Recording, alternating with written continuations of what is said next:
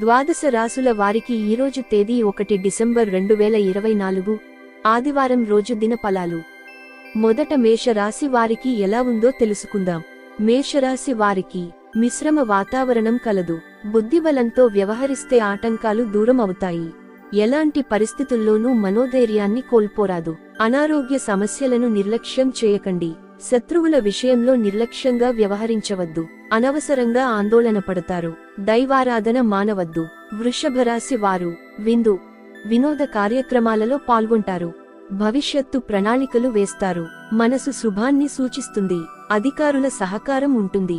శ్రీ విష్ణువుని ఆరాధించాలి. మిథున రాశి వారు ప్రారంభించబోయే పనుల్లో మంచి ఫలితాలు రాబడతారు.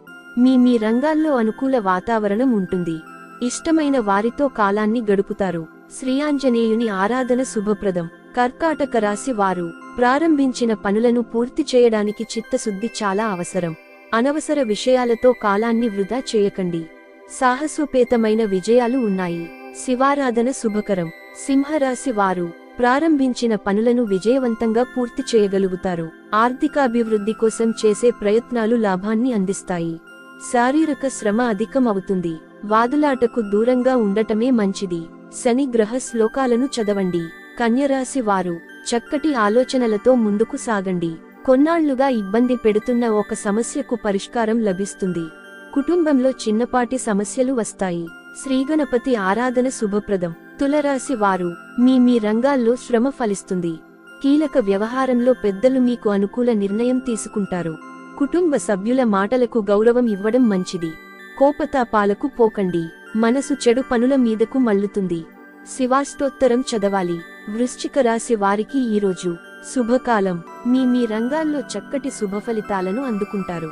ఒక ముఖ్య విషయమై అధికారులను కలుస్తారు. ఫలితం సానుకూలంగా వస్తుంది. బంధుమిత్రులతో ఆనందంగా గడుపుతారు. శ్రీవిష్ణు ఆరాధన చేస్తే మంచిది.